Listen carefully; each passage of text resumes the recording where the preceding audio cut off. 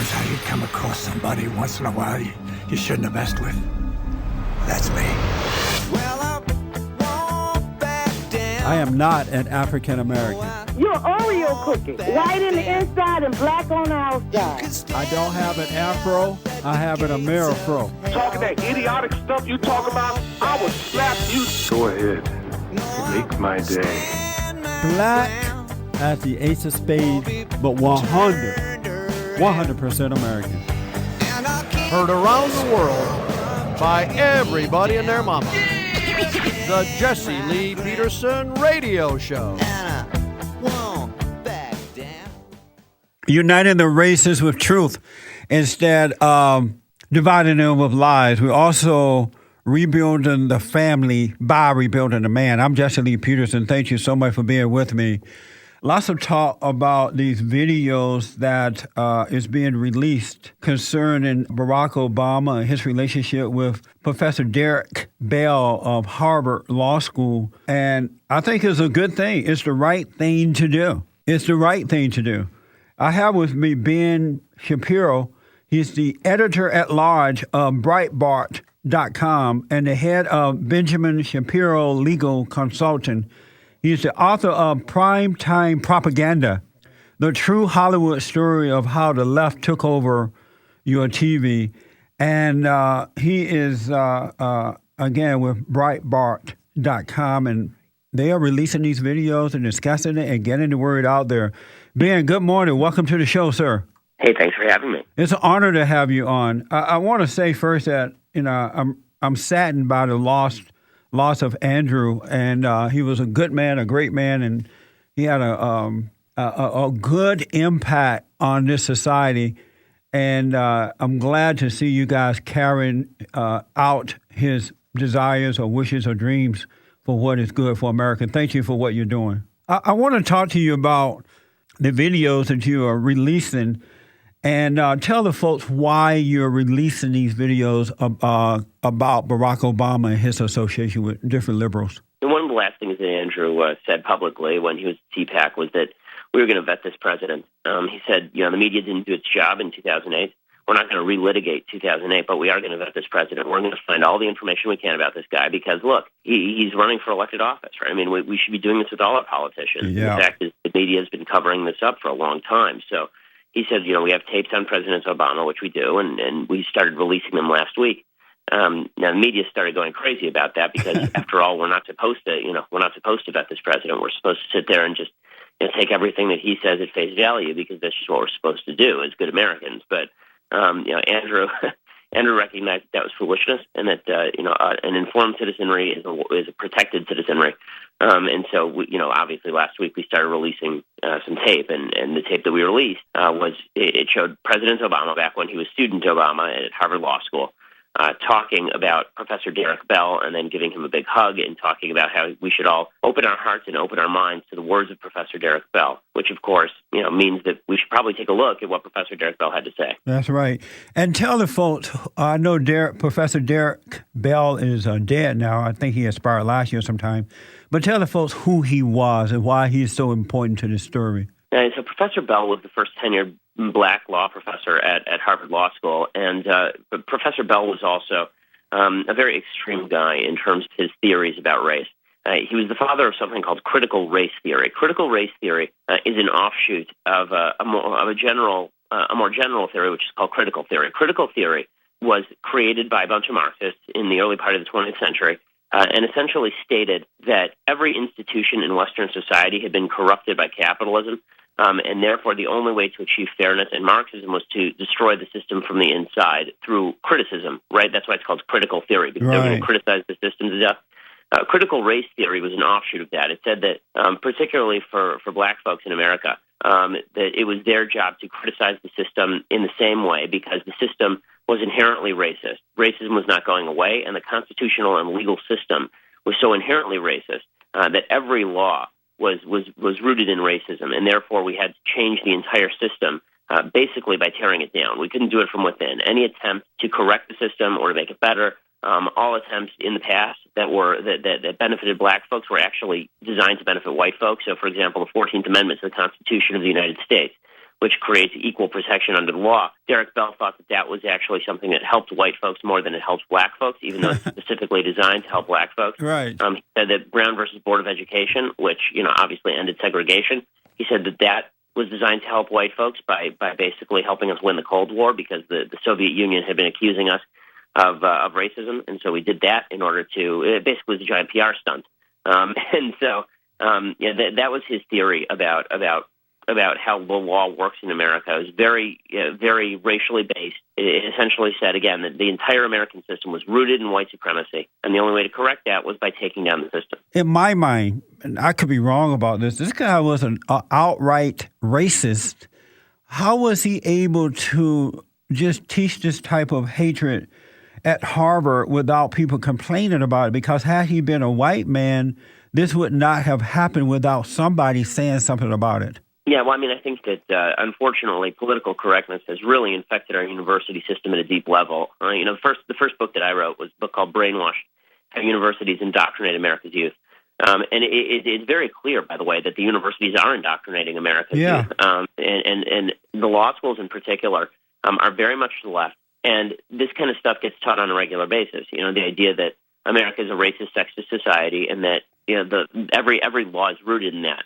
And by the way, this is a philosophy that infects the Obama administration at a very, very core level. I mean, when we saw this week, for example, Eric Holder talking about how the Department of Justice was going to fight against the Texas voter ID law, yes, that's actually something it really is rooted in critical race theory, because the idea there is that voter ID laws are what we call laws of neutral applicability, meaning that it applies equally to everybody, right? I mean, it doesn't matter what race you are, just show an ID. What does this have to do with race exactly? That's right. But Eric Holder says, no, it has to do with race because certain races don't have ID as often as other races. So Hispanics in particular, they don't have ID that often. Well, so what? What does that have to do with anything? It's a law of neutral applicability, right? I mean, there are laws on the books that if there's a law against stealing, that can affect different people differently. That doesn't mean that the law is wrong. That's it just right. means there's a law against stealing. So, so when Eric Holder says that in a law of neutral applicability is wrong and illegal because it affects different races differently, that's an offshoot of critical race theory, which says that laws of neutral applicability are inherently biased toward the white majority and are inherently biased in the favor of white supremacy. As I'm listening to you, I'm thinking back. I moved to California at the age of 18 from Alabama. I grew up on a plantation down in Alabama. I remember the Jim Crow laws and all that stuff. But hatred of America was not being taught while I was growing up. It may have been up north somewhere, Indiana, those places, but not down in Alabama. It wasn't until I moved to California that I started to hear these things, this idea about how white folks are against us because we're black and they want to keep us down. This type of teaching has been going on for 50 years or so, and so it has brainwashed generation of black people. And I'm just blown away, Ben, that Barack Obama, Eric Holder, and others are now running our countries, the universities and colleges around the country, and they're outright teaching this stuff now. And it seemed to me that they're succeeding at what they're doing. I'll let you respond to that when I come back. And then I want to talk about your book, too, so people can get your books. 888-775-3773, 888-77-JESSE. Back in a moment. Soul man. That's me. I'm a soul man. White on the inside, black on the outside. I am 100% convinced that had not the so-called civil rights leaders and the government taken over the family of the black community, because when I was growing up, there were fathers and mothers there, and we have more sense. My generation have more sense than the generation behind me because we had family, but they had the government as the daddy of the family and the corrupt black leaders as the leader of the folks. And had that not happened, Barack Obama, Eric Holder, and the black liberals would not be in control of our country today. I'm convinced of that. I mean, I certainly agree with that. I certainly agree with the idea that the government dependency that they've created has taught people that it's okay to act in irresponsible fashion. Not only that it's okay, that you'll benefit from acting in irresponsible fashion. I know. And it's the saddest thing in the world because it's mostly for kids because kids need a mom and a dad. Period. End of story. That's right, man. Do you know if Barack Obama knew Derrick Bell before Harvard, or did they meet while he was at Harvard? My understanding is that they met at Harvard. And what people are saying now is, did he really know him that well? Yes, he really knew him that well. When he was a lecturer at University of Chicago, Professor Obama used to assign Derrick Bell in his class readings, and especially some of the more inflammatory parts of Derrick Bell. I mean, he was assigning readings from Derrick Bell that talked about how slavery is, as an example of what whites have done, an example of what whites might still do. So essentially, whites are still racist enough to enslave people. He wrote a fiction story called The Space Traders, and in that he posited that sometime in the future, aliens come to Earth. They offer to relieve our pollution and debt problems. In return, all we have to do is sell them all the black people in America. And white America says, sure, let's do it. That's his short story. That's how he thinks of white America, and that's how he thinks of the race relations of the United States.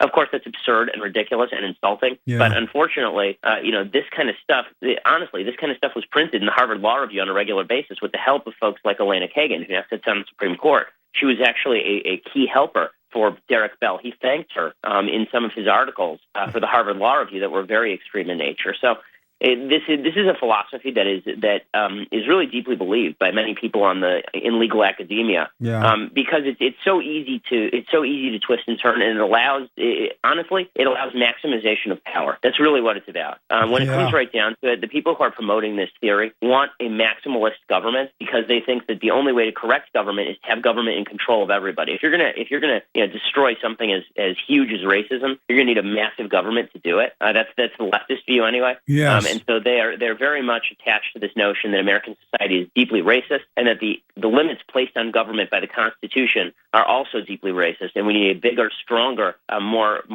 powerful government to come in and crack down on it. You know what's interesting about this? Derrick Bell is also connected to Obama's preacher or ex-preacher Jeremiah Wright, and Jeremiah Wright is connected to Louis Farrakhan, and this thing go on and on and on. This is like really serious.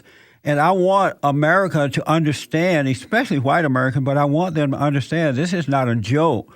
This president is seriously connected to bad people. Oh, yeah. I mean, Derrick Bell was a big supporter of Minister Farrakhan. He used to talk about how Louis Farrakhan was a hero to the black people. And that's obviously nonsense. I mean, Louis Farrakhan is honestly, he's a monster. He's a huge problem. He is. And President Obama he spends his life hanging out with people who are kind of crazy. I mean, let's be real about this. Yeah. He spends his life hanging out with people who are anti-Semitic and anti-American. Is he anti-Semitic or anti-American? Maybe. We don't know. The bottom line is we don't know. When you spend that much time hanging out with those kind of folks, let's put it this way. I have never spent a large amount of time, certainly not years of my life, hanging out with people who are deeply racist because it's insulting and disgusting. But President Obama certainly has. And you have to imagine that at some point, it's not a coincidence anymore. We have a few minutes left here. Tell the folks about your books and how they can get them. My latest book is called Primetime Propaganda: The True Hollywood Story of How the Left Took Over Your TV. And it's an expose of Hollywood. I actually went into Hollywood. I lived there, and I interviewed a bunch of the people who create the TV shows that you watch, and got them to admit to me on tape that they are biased against conservatives, that they load that bias into their shows, and they use their shows as kind of propaganda tools. It was the first time anybody had done that. It's a very comprehensive history of television, and it looks at all of your favorite TV shows from the perspective of the people who created them. It's available from Amazon.com. It's available at your local bookstore. It's from HarperCollins. It's widely available. Congratulations, man. One quick question from a listener. They want to know if Professor Derrick Bell, was he a professor before going to Harvard? I think no. My understanding is that he started his career at Harvard in terms of teaching, and then he was tenured there, and then he left Harvard in the early 1990s and went to NYU School of Law because he was protesting in favor of appointment of a black female professor at Harvard, and he threatened to quit unless they did so, even though she was deeply unqualified. And everybody recognized that, including Bell. Bell said, she's unqualified, I want her appointed anyway on the basis of race, and Harvard said, stick it. So he ended up at NYU. Ben, thank you for coming on. America is blessed because you are on Earth. Thank you for what you're doing, man. Thank you so much, Jesse. All right. Have a good day now. Thanks for coming on. You too. Be well. Bye. This has been the Jesse Lee Peterson Radio Show, produced by Bond Action. To access the full version of this show, visit us on the web at bondaction.org.